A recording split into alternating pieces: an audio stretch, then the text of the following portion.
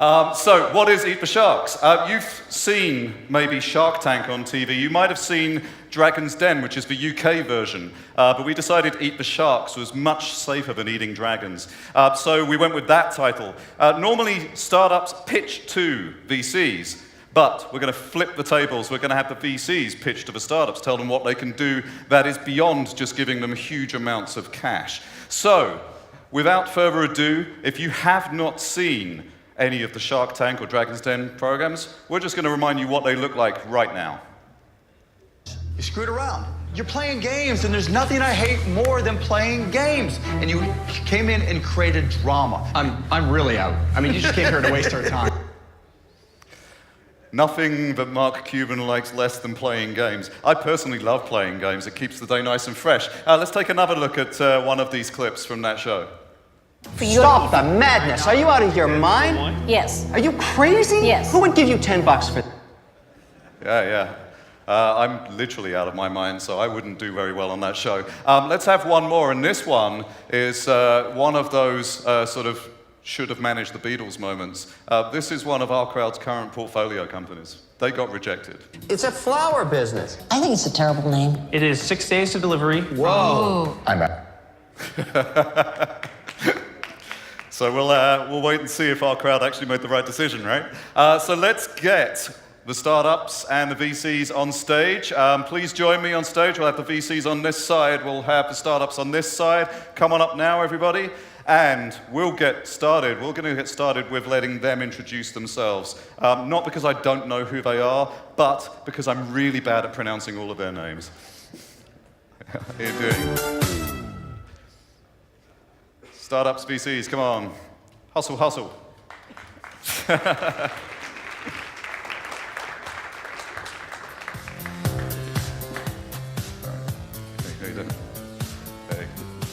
Enjoy, take a seat. I'm gonna sit here so like some high lord and master above all of you. No, startups on this side. Startups this side, VCs this side. All right. This is a good start. Okay. All right, so we're gonna get started. Before we get into the pitches, we want everybody to know who you are. I'm giving you literally 30 seconds. I'm going to be a hard taskmaster today with timing, so don't go over. 30 seconds each maximum. Tell everybody who you are, what your company is, and startups, please, like, do an elevator pitch. Take 15 seconds for who you are, 15 seconds for what you do.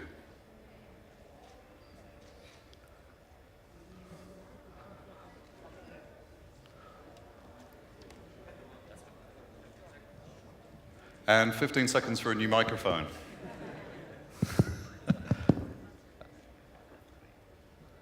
Hi, I'm AVRA Vanderzee, Director of Market Entry at Ubirr.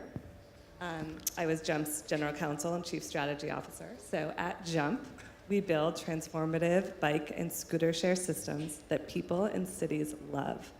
As the fastest and cheapest option for short trips, less than 5 miles, our shared electric vehicles are fundamentally changing the way people move through cities. Our ideal exit would be to sell to a large transportation provider looking to make an expansion of their multimodal platform, like Ubirr. Thank you. Hi everyone, I'm EYAL GURA, Chief Executive Officer and Co-Founder of ZebraMed. It's an OurCrowd portfolio company. Happy to be here. At ZebraMed, we're teaching computers how to read and diagnose medical imaging scans, so we can bring healthcare at scales to many people on Earth that don't have access to experts, and also to make the radiologist more efficient and more productive by saving them a lot of time. Hi everyone, my name is Eric. I'm the co-founder and CEO of a travels company called Klook. We are from Hong Kong. We are Asia's largest travel in-destination service booking platform, and travel in destination is a revenue term. It actually refers to all the tours, activities, excursions, all the way to actually local transport, including railways, private transfers, to all the way to food and restaurants, and all these services made bookable easily on mobile. Awesome, thank you. And now, our VCs, please tell everybody who you are. Okay, hi, good morning. My name is SIVAN DAHAN. I'm a partner at Qumra Capital. Qumra is a growth fund, the first late-stage fund in Israel with $250 million under management. We invest in late-stage companies that reach the revenue level of about 10 million with market-leading technologies, strong management, and the motivation to build large companies. Some of our portfolio companies are Fiverr, JFrog, AppsFlyer, Riskified, and we're looking for more great companies to invest in. Thank you. My turn, I guess. Hi, everyone. I'm David CITRON. I'm a partner with Global Founders Capital, or GFC for short.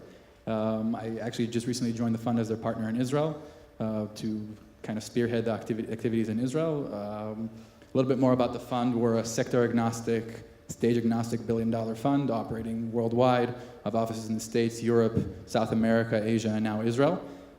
Personally, I actually started my career in VC working for OurCrowd. I was one of the first junior employees. I remember when the company was still operating out of John's basement. So it was definitely a long way for me from getting there to here. And yeah, that's we're looking for promising founders. We're very founder-oriented, entrepreneurial-oriented. A little bit background, very short, about the fund. No. No? Move on. That's Okay. No. I'll just say founded by Rocket Internet, founders, and that's it. Yeah, thank you. Sounds like we've got some OurCrowd fans in the audience. Is that right? Nice. Hi, everyone. My name is Ron Stern. I'm a general partner at a small venture capital firm called OurCrowd that you might have heard of. We are very happy that you're all here today. We're a generalist investor. We invest across stages, across technologies, and we currently have about 170 companies that we've invested in. Hi, my name is YUDA DORON. I represent the family of TPG here, but I just want to outline the background, the background behind us. Sharks are an amazing animal. They're not predator as the perception around them, and the clip that we saw about the TV program has nothing to do with reality.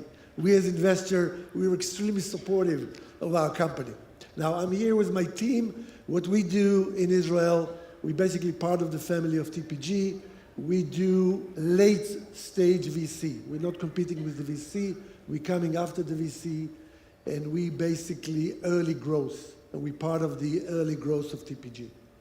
Awesome, thank you. Great introductions, a small lesson in aquatic animals as well. Thank you very much for that. We're going to get straight into it. So, Eric, you get a question. You got like 30 seconds or less to ask your question. And then Ron, David, you're going to answer. You have 2 minutes each. I will keep you to those 2 minutes, okay? So, Klook, take away. Sure. I guess my question is more on the kind of how VCs really add value. I mean, really more than just being a check on the table. And I think this morning I speak on behalf actually as OurCrowd, and I saw how they add value, but I think as all the funds, I'll be curious to hear more about that. Ron?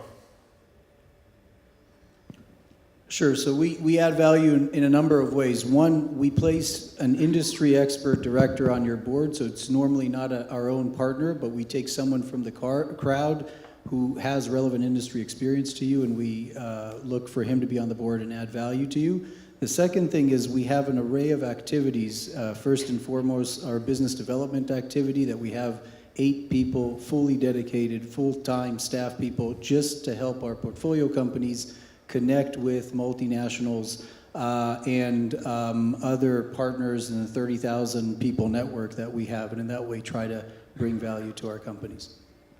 Cool. David?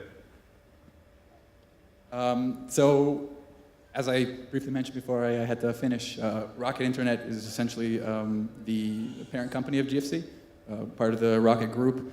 Rocket Internet, for those who don't know, is one of the well-known venture builders around the world, built massive companies like Delivery Hero, HelloFresh, Zalando, Lazada, time and time again have executed to perfection. And aside from the $1 billion that we have under management and the financial firepower that we provide our companies, we literally have I'd say some sort of factory in Berlin that knows how to do anything that has to do with starting a company and scaling a company, from execution, acquisition, product, finance, operations, logistics, global scalability in general. They know how to do it inside out with their eyes closed and their hands tied behind their back. So when it comes to providing value, whether it's first-time entrepreneurs or repeat entrepreneurs, we're really able to understand the life cycle of a company's growth and know how to navigate the path in the most efficient way possible from a capital perspective, but also from just a sheer execution perspective. Excellent, thank you. I should have worn my Factory Berlin t-shirt instead of the WeWork one, right? Okay. So, did you get a good answer? Yeah. All right, cool. Let's get on with the next one, AVRA. This is your opportunity to ask your question, 30 seconds. We need to give you the microphone, though. Okay, so this is for SIVAN and YUDA. VCs are loath to talk about the unicorns or the investments that got away. But I want to ask kind of the opposite scenario. Have you ever had a moment post-investment where you had a huge second of doubt or moment of regret? And if so, what was it and how did it pan out? So we are, again, as I said, we are post-VC, so we don't have any regret. For us, it's not like a game of statistic. For us, every company that we invested is important because we kind of private and above. And when we invest, the work just starting. And we have kind of, I could say, an unfair advantage, and you know it. We immediately connected to TPG or the team on the ground in Israel. You're basically part of the big family with many, many companies and many advisors, and we are making sure that this is the only investment, or at least we perceive it as the only investment, and we jump in and we basically try to help as much as we can. The other advantage that we have is the people on the ground in Israel. Most of them are operational people that has a lot of experience in operation. They understand what does it mean the up and down. And we never regret. We just make sure that the company will be successful. Cool, thank you. Simon? I would just add that, early stage investors, and we used to be early stage investors at Evergreen Venture Partners before we set up Qumra. So after the investment, there's always the first board. And the first board is the moment of truth when you're actually insider, active around the table, much different than being an outsider, and no matter how much due diligence that you're making, when you're at the table, things are looking a bit different. So yes, over there we had a few not so great first boards, but I would relate to what Yuda said, is late stage investor, there are already many things that you can do in the due diligence to avoid this moment. There are real customers, there are actual revenues, there are suppliers, there are distributors, all the management are usually there, at least a big part of it. 200 employees, some of them have left the company that you can talk to about not the best sides. So with all this due diligence, usually when you get to the investment, you know what you're invested in. Okay, thank you. So dodging the question there, no regrets at all. Awesome. It's your chance to ask a question. It'll be Ron and David, so let's do that nice shuffle with the microphones. Let's make it a bit tougher. Many people think that financial investment is a very rational and sophisticated thing, but we're all human beings, and there's a lot to do with FOMO, fear of missing out on a deal or competitive deals, and also luck. So can you give me examples of deals where you invested because of fear of missing out? David?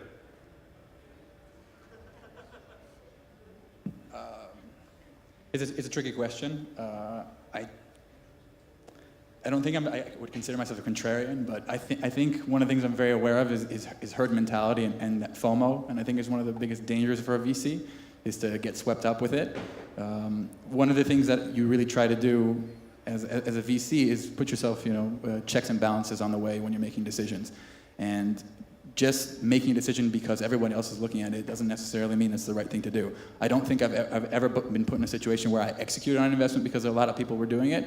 I definitely feel like it was some sort of opportunity to revisit my decision and see if I was wrong or right.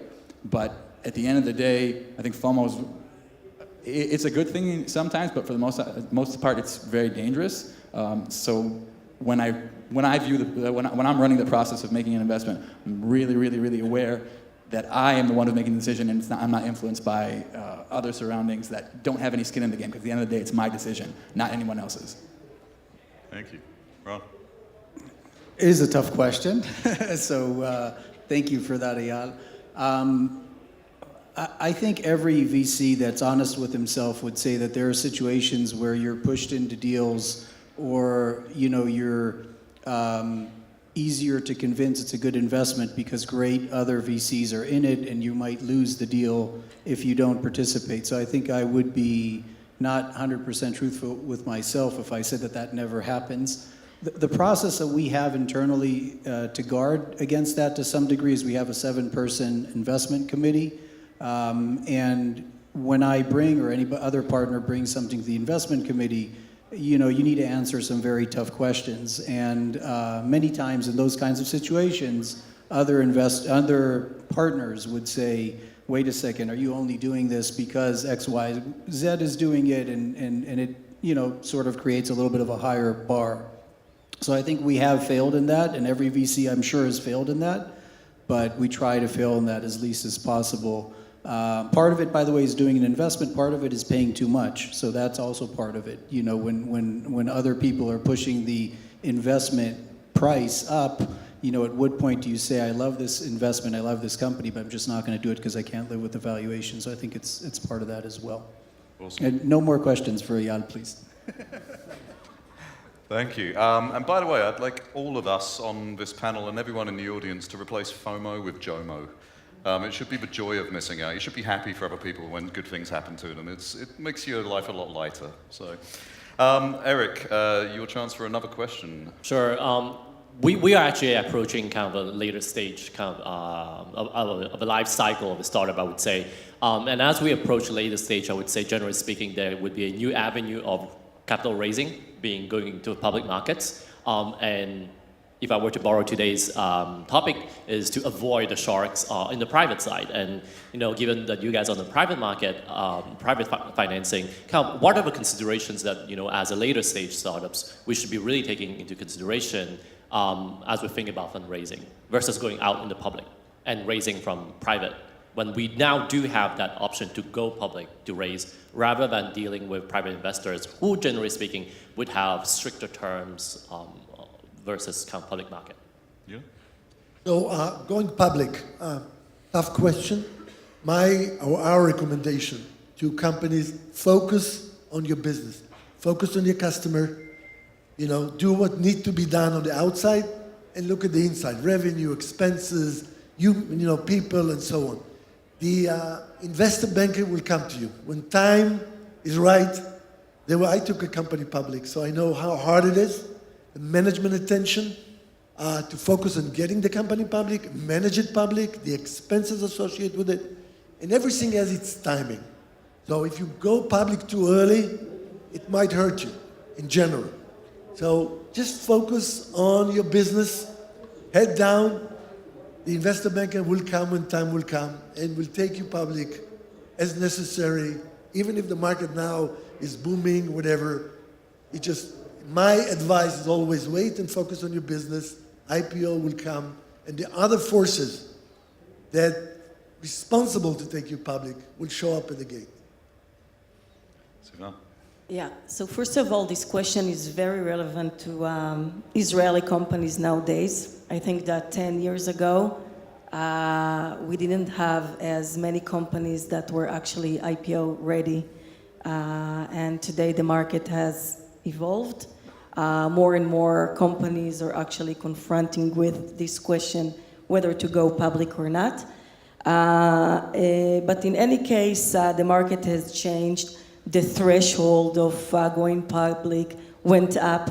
Companies with revenues of less than $80 to $100 million.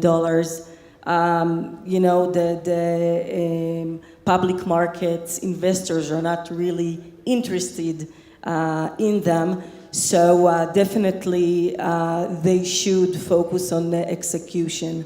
We've also seen companies that reach these levels of revenues quite quickly, but then they didn't have the time to focus on the actual financial and legal processes that are required before an IPO. So our approach to companies is, first of all, yes, IPO is a very good outcome, but there's only once the initial public offering. That's why you have to be really prepared for it, get there at the right time, and if the market is open, and if the CEO is up for it, which happens in most cases, then we will definitely advise to go for it. Thank you very much. AVRA, I know... Can I just add something very quick? No. Please? No, we don't have time. Okay. We've got to get through all this today. I told you I'm going to be a hard taskmaster. You're a tyrant. AVRA, I know you've got a question that is laser targeted at Ron and Ron only. Yes, I have a question for Ron. So, obviously a VC will evaluate a company's business model, but I think it's important for a company considering investment to understand the investor's business model. So, can you talk to me about OurCrowd's business model for a second, especially how it thinks about follow-on rounds and additional investments over time? Sure, AVRA. So our model is a little bit different in some ways than traditional VCs. What we do is when we identify a company that we're interested in, we'd give the company a term sheet. We usually invest 5% of our money, of our own money, and then we put the opportunity up to our crowd of 30,000 accredited investors from over 110 companies. And then basically we solicit interest from them, and we gather all of our investors into one SPV and fund that money into the company. From a company's perspective, the difference is not very great because they still get one investor, one line in their cap table.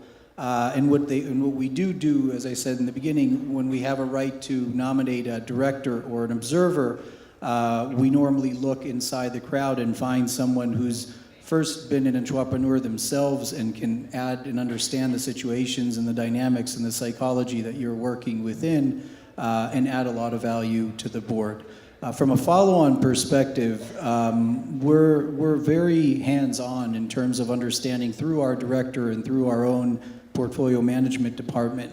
We're very hands-on in understanding what's going on in the company. And when we have conviction that good things are happening, that there's traction, that our investors should bring more money to bear, then we go ahead and we're happy to lead a term sheet or give a convertible loan, and we've done that several times very successfully, sometimes even doing it ourselves without other investors, or not waiting for other investors to lead around. So we certainly take leadership in that place as well. Thank you. I think the chances of one of my startups being funded by David took a nosedive just recently. Sorry about that. If we get time at the end, you can bring it up then. Okay, cool. Everyone's favorite questioner, EYAL. It's your chance to pose something to SIVAN and David. In the last few years, we see a lot of increase in terms of awareness for diversity in the tech community. So there are many events around women empowerment, startup founders empowerment, why we don't see enough women as founders, engineers, etc. And now to you guys, in the VC community, what portion of your real GPs are women, and why do you think the gap in terms of the numbers, in terms of how many women GPs are there, and the percentage in the population they should have? Perfect, my favorite question. SIVAN. So first of all, I'm very happy for this question. I'm not sure when you submitted, you knew that I was going to answer it. But in any case, I think that diversity is a must, not only of women, but also Arabs, Orthodox, Ethiopian. And I think that the awareness is there, but the action is not yet there. And definitely the change has to come from the investors before we can go to our companies and try to drive diversity over there. For example, there's a steering committee that I'm a part of, as many other investors, partners in VCs, with a goal to really empower diversity in startups. Yet in most of the funds today, there aren't women partners. I think it's a big problem. I think that LPs should definitely consider, before they invest in funds, whether there's diversity among the fund. To your question, we are 3 partners, so I'm a third, but definitely also in our investment team, we have 2 more investment managers, so it's 60% overall, and part of the change can come from women becoming principals with the opportunity to be advanced to be partners later. And overall, I think that really funds that are more diversified have better chances to bring to their investors better returns, because the world is changing and we have to understand the customers' needs, which are actually what our companies are trying to address. Thank you. David? So I joined the fund a month ago, so I still haven't had a chance to meet everybody, so I don't know what the percentage is exactly of female GPs. But I do understand that the problem of diversity is a big problem that needs to be addressed at the core.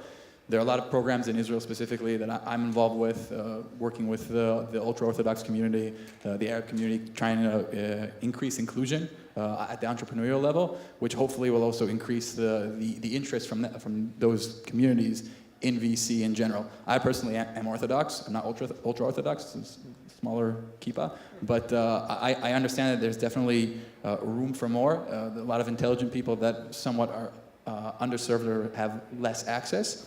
But it really comes from a much deeper level, I feel. If you look at, even in the States, I recently read a post that said that 40% of GPs are either from Stanford or Harvard. So there's always this level of groupthink, and people like to work with themselves, or it's a self-fulfilling prophecy. Well, the best founders will come from Stanford or Harvard, so we need partners that come from Stanford or Harvard that have that network. So it's a tricky nut to crack, but I do feel that with more outreach and more on-the-ground work, we'll be able to diversify the successful founders and also, as a result, successful VCs. Thank you so much. And if I can just add, it actually adds to everyone's bottom line, because if you have a diverse team, then you build products that are available for everybody and not just for a distinct group of people. And by the way, Stanford and Harvard, when they admit people to classes, they keep the diversity, so it is diverse. We're going to move on to Eric. We're going to speed this up a little bit, because I want to get through all these questions and leave a little time at the end. So, Eric. Sure. My question is around board of directors. Are you an advocate for a founder-led kind of company, or eventually a board of director-led kind of company? Or maybe it comes at a different stage. Kind of where do you see when it should be changed, should never be changed? You'll do that. Yeah. Okay, YUDA.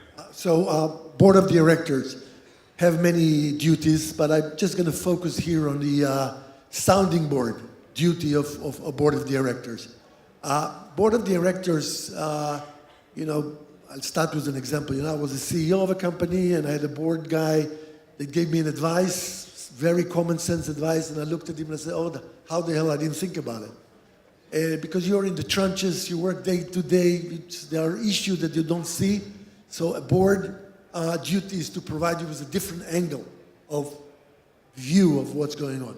Now, I used to always laugh and said, if we would have exchanged seat, and I was the CEO, and you were the board member, and you would have given me the advice, I would have said, how the hell I didn't think about it.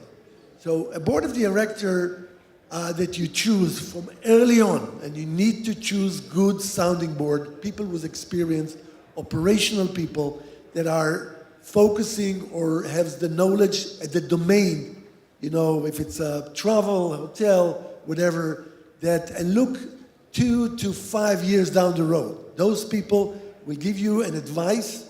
They're not going to criticize you. If they're smart, nobody, board member do not criticize the company. They only can help you and give you a good advice, an angle.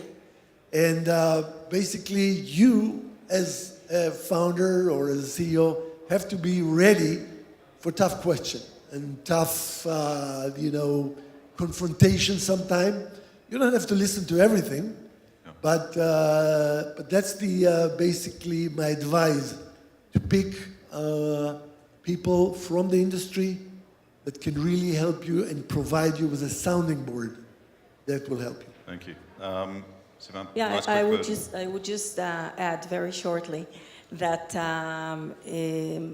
being a CEO is a very lonely place. We all know it, and a big part of the board's task is to really help out and take some of these important decisions together with the CEO. I think this is especially relevant at this stage of $10 million of revenues all the way to a company that is almost ready for the IPO, because that's where the real execution takes place, the real scale of the company, and basically the money time, which brings the difference, whether it's going to be an okay company with an okay outcome, or whether really it's going to be a world leader, a significant player. And the board has an important role in it. It better be a well-balanced board. I think that an Israeli investor together with an American one, maybe a couple of strategics that are really looking to build a large company will make a good combination here. Cool. Thank you very much. AVRA, straight into it, please. Okay, so my question is about prioritization. One of the challenges of company building is how you spend your time. And there's a balance in the early stages between long-term goals and short-term survival, changes over time. But for Ron and YUDA, I'd love to hear how you think founders and the executive team should be prioritizing their time. So Let's start with Ron. Yeah, Ron, go for it. Yeah. Ron? So we believe that the most important thing that a company can do, a founder can do, is build the right team. So I would say absolute most important, figure out who your team members need to be, hire those people, retain those people, grow those people, and focus a lot of time on making sure that those group of people actually function like a team. I mean, you can have 5 amazing people reporting to you, each one in their own right, an incredible person. If they don't work as one cohesive team, you're doomed. And the thing about startups is that you don't have time because you're running out of capital, you're burning cash, and you need to do these things right. You need to do them very, very quickly and diligently. So that's what I'd say the first thing that the most important thing that the founder needs to focus his time on. And of course, good fundraising is also important. Awesome, thank you. YUDA, very quick response, please. Again, people, we are in a business of people. So of course, CEO and founder have to focus on people. Again, if you're really, really early, make sure you don't run out of money. If you're not really early, focus on your customer. Those are the 2 advice. But people, customer in my stage, if you're really early, people, and make sure you don't run out of money. Excellent, thank you. EYAL, it's time for you to ask another emotive question, I think. This time to SIVAN and Ron. So one of the key questions VCs ask founders in meetings, especially serial founders, is what were the lessons learned from previous startups or previous experiences. So the question is, did you analyze in the past a failure and what did you learn from it? And also as a community, what did the VC community learn from the fact that we didn't have any of the standard or traditional VCs in the Mobile Eye exit, the largest one we ever had in Israel? let's focus it on that. Why were there no Israeli VCs in the Mobileye deal? My answer would be that there was no OurCrowd at the time. And the reason I'm saying it is not because I'm being cute, but because if you look at the Mobileye composition of investors, they were exactly the same investors that we have at OurCrowd. And the Mobileye founders, I wish they were here today, you know, they would answer that themselves, or, but for whatever reason decided that they preferred a group of, you know, accredited, wealthy, successful people to back them as opposed to traditional VCs. So that's why I think that's what I would answer. SIVAN? First of all, I would say that it's a miss, both for venture capital in general and also for Israeli ones, definitely. But I would say that, you know, the cars industry is a very traditional one. And when Mobileye started, without the whole trend of automotive today, it was an industry with very long sales processes, especially when coming with an aftermarket product and only after being embedded into the car's platforms, which meant to VCs that look at it initially that this would be a long way of 15 years plus. And the VC model is such that funds are expected to return capital in 8 to 10 years. So definitely there will always be investments, even great ones, that do not fit the VC model. And that's a reality. Obviously, No, let's move on. Is that good? All right, that was a good punchline, so let's move on from that. We're going to turn this now into a quick fire round. So we're going to reduce this side to a minute or less, please, and get your question out as fast as you can. Think like you're pitching in an elevator. Eric, go for it. Yeah, I noticed that the VC world is also being disrupted with funds raising larger and larger rounds, and everyone is saying they're stage agnostic. How do you think that this game will play out? And would smaller funds continue to be relevant as there are bigger and bigger funds nowadays? David. So it's a good question. We're a $1 billion fund, but we're an early stage investor.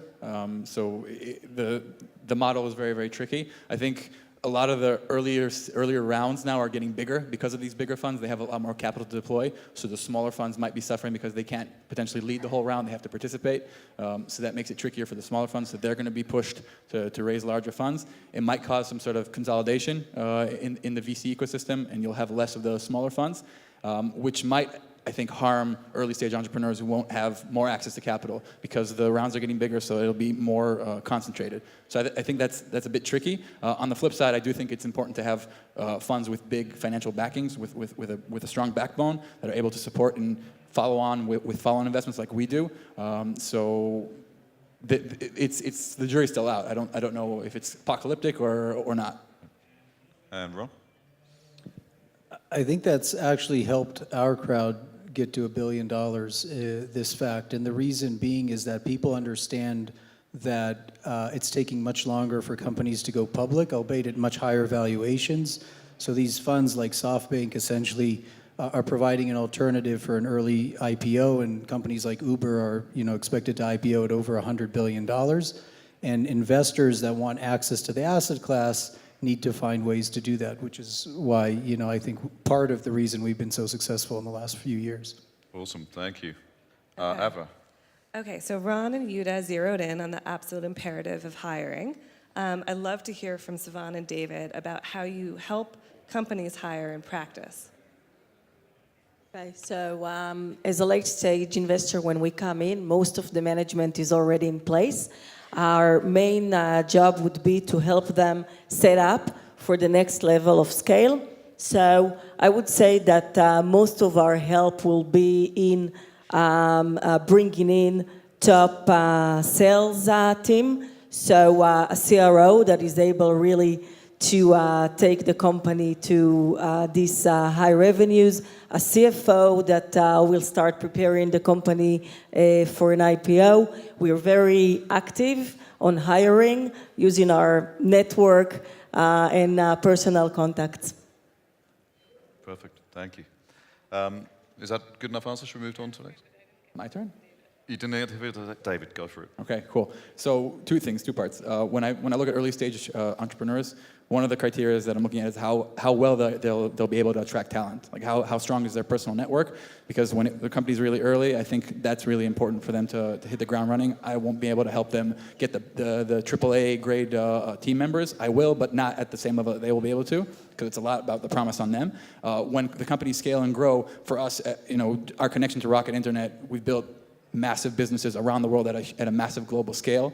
So we've built the companies time and time again. So we have access to talent on a global scale that we know that are actually good executioners. So in that respect, our proprietary knowledge is really, really helpful for our portfolio companies. Can't do it. Okay, Eyal, last question. Go for it. So YUDA and David, what was the shortest amount of time between seeing an entrepreneur and making the wire? So the quickest deal, and also what was the longest amount of time that sometimes entrepreneurs were dragged for many years or multiple even rounds where you didn't make a decision and then you made a decision afterward? So we basically, because we are early growth, we never say no. We try to say not yet, because we have to see the company progress, the team and whatever. So we never say no. We always check the company 6 months down the road, 8 months down the road, and so on.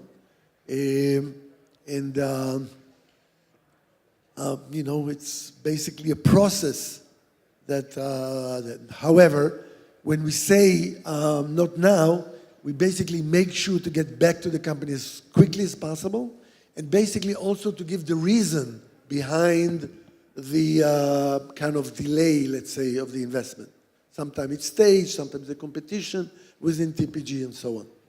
Perfect. David, last word? So the quickest was actually my first investment with GFC Now, which took a week and a half from first conversation to money in bank, which was awesome, and I was really excited about that. As far as the longest time it takes, I actually want to answer that on the reverse. I really try not to get to a point where it's taking so long that I have to say no. I try to segment my process with micro decisions and get the quickest answer out possible, because at the end of the day, it's not just me, it's the entrepreneurs that are spending time, resources, and talking to idiots like me and wasting their time, and it's inhibiting on their growth as a company. So if I'm dragging it out and if I can't make a decision, I'm as a result, hurting them. And I don't want to do that. And that's just the last thing I would want to happen. So for me, if I can't get an answer within 2 to 3 weeks, I just cut it. It's done. Awesome. Thank you so much. Listen, this has been absolutely fascinating and a lot of fun. I hope that our VCs still like me at the end of this. Sorry for being so brutal. We're good. Thank you to our startups. Please give them all a warm round of applause.